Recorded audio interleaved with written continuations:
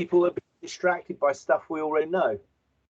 And the real thing here is the Great Reset, unnecessary lockdowns, and basically the UN agendas 2030 and 2020. It's as simple as that, and it's right in front of our noses. The election fraud is right in front of everybody's noses, and of course, if you were trying to dominate the narrative and distract people from the stuff that's within an inch of being exposed, you're going to throw a few bones in there, you know.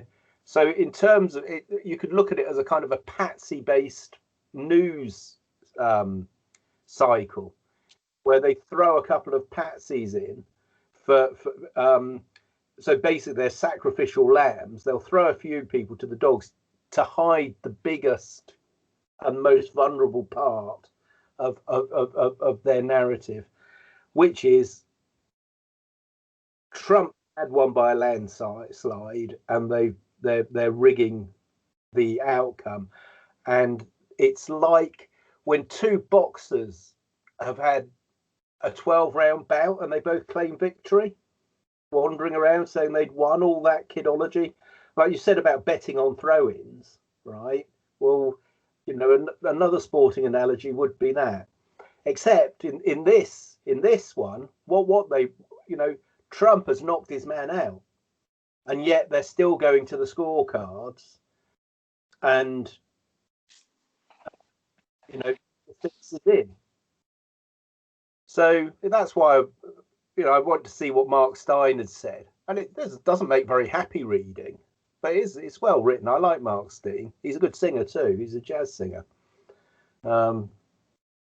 But I mean, he's a conservative, so he doesn't get half the coverage as he would get in the, you know, in the namby-pamby mainstream media, even though he deserves it, I think. You know, I don't what do you have to do to get any coverage? I mean, I'm not the most conservative. You have to blow smoke up the arse of the New World Order. That's what you have to do. You have to blow smoke up the arses of the oligarchs. But I mean, and you have to pretend that everything's fucking hunky-dory. Well, at the risk of destroying our relationship, Roger, I mean, you know, I'll still be friends with you, but can you tell me, how do I go about blowing smoke up the arse of an oligarch of the New World Order? I mean, I'm not keen to do it, but at the same time, I'd like to at least know how.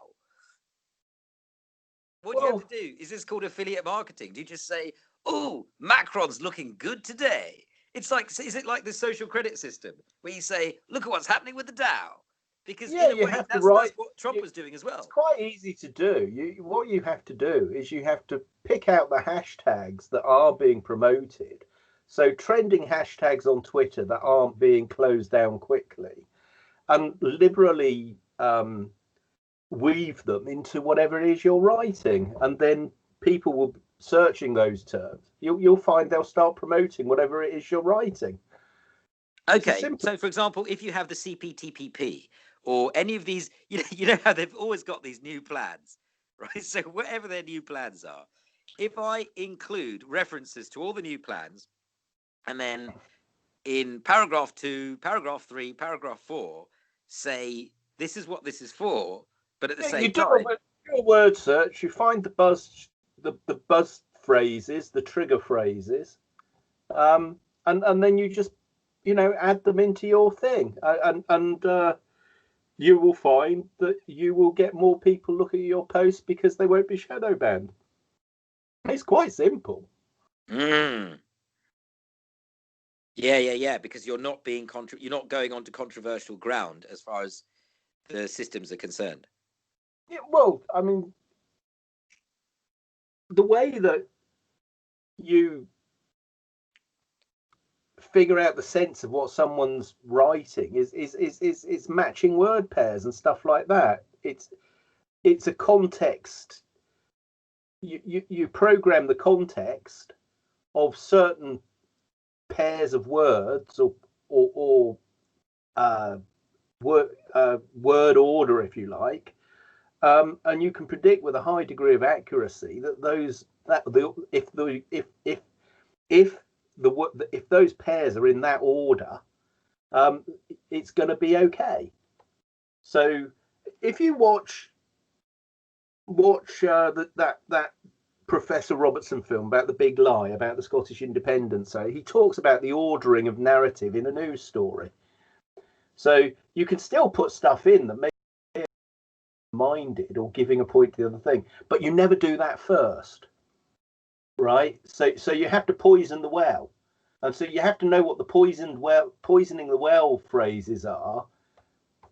Because if you think about it, this isn't all done by humans; it's done by algorithms, right? So you have to, and the algorithm, it can't read, but what it is, what it's given is a pattern of word pairs in the paragraphs as you go along. I mean, if you have to think about how you would analyze something, okay, without the benefit of being able to read it, and so.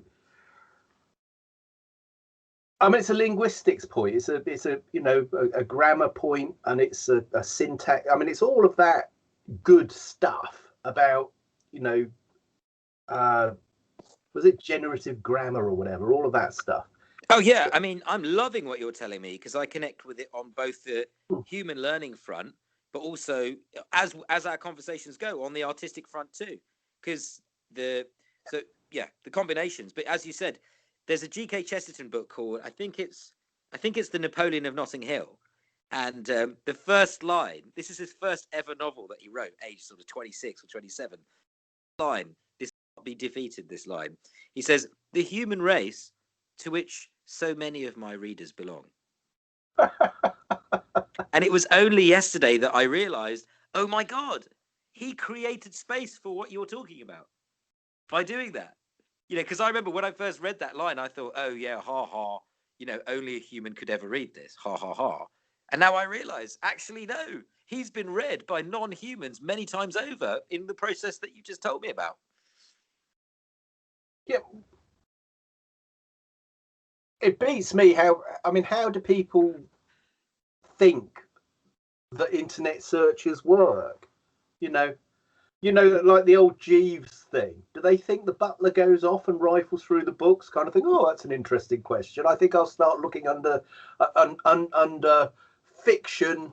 That's not that really isn't how. Well, computers don't think. They never think. Even artificial intelligence, it's not thinking. Yeah, in the James Gleick book, The Information, which I remember listening to on audio, is really good. They talk about the evolution of human consciousness at a certain point, and they say, there was a time where there weren't numbers in the sense that people didn't refer to numbers. A bunch of trees were a bunch of trees, but it wasn't even a bunch; they were just there. That's it. They were images, and I think he said image, logic, category, metaphor, and so that idea in my mind for a moment when they talk about the evolution of human consciousness, and then what you're saying there, helping me recognize that a computer, to push that out, is doing something very similar to what a human would have to do, but it's a process that's so going back to the first question, how do you blow smoke up an oligarch's arse or whatever? Well, clearly their media operations are in control of what is being put in front of people.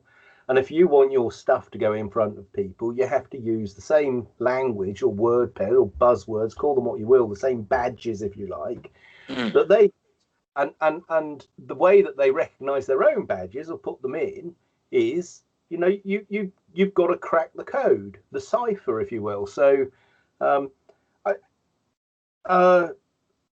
Patrick Ryan, this is what cultstate.com, this is his whole idea about spoofing the algorithms. He's wrote a whole article about this stuff, and it's not rocket science, it's just fucking obvious. If you care to borrow, I did a blog called Not Reading But Drowning. I got really into basically Bible reading software or whatever, searching the Bible and stuff and how they work. But universities, like language departments in universities, there's one American university's got the whole of the works of Chaucer in a searchable database. Because I was interested, because I've been very interested in web scraping and for this very reason, that you want. Can I just lob this in? It's the same thing. This woman that I know her from England, but she's been in America for a while. She told me that at one point she did a PhD in English, but she was then afterwards in Silicon Valley, and they'd always hire her to work with some of the tech stuff. And she said that I got my engineers to look at various works, and they could tell what made a Gothic sentence. And then she turned around and she said to me, and I wasn't surprised, but it was still nice to hear it. She said, the thing was, it's not, we can't tell it's Gothic because of the words that are in it that are being used. It's not the vocab, it's the sentence structure. So I think that's part of what you're talking about. Yeah, well, and what you'd have to do is index that structure into some sort of array. Basically you'd say, if you find these words, then if you find them in this order, and then the order of those words is within a context of these other types of words, what you're doing is building up a set of probabilities that if you have a greater number of those, you'll just put it through another iteration to check the next bit, because you don't want to slow the whole thing down. Yeah, no, thanks a lot. I think when I was looking at this, not from a computer perspective, but from a language learning perspective, and I was trying to help people improve their awareness of words and word usage and stuff like that, then the book that I came across and the theory that I came across that helped me understand this for humans was called, the theory is called priming, lexical priming. So if you see the word smoke, or no, if you see the word smoker, you might see the word heavy. You might see social chain and all of that. So it's not that they have to be right next to each other, because I think that's exactly what you've just been saying. You've been saying they don't have to be right next to each other. They've just got to get a little smell for the area, the neighborhood. She likes that drink, this type of music, and this type of bar. So you're going to see her with that drink in her hand, dancing that dance in that bar. Simple as that. You see that drink, think of her, see her, think of the bar. And that sense of familiarity, and I think they call it priming. I mean, that's getting quite deep down into it. Of course,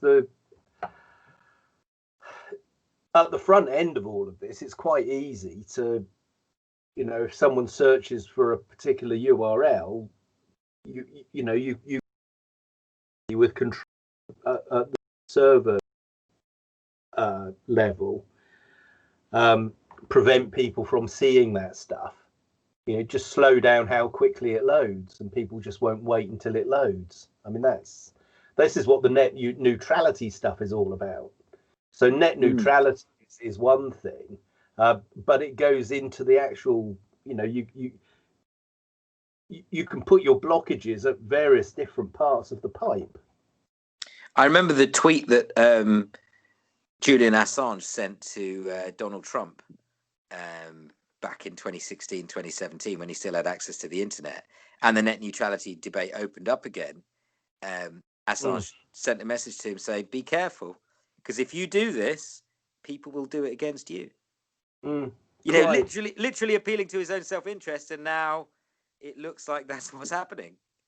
Yeah, and no one's talking about Julian Assange. His trial, is it adjourned at the moment? He's still in Belmarsh, isn't he?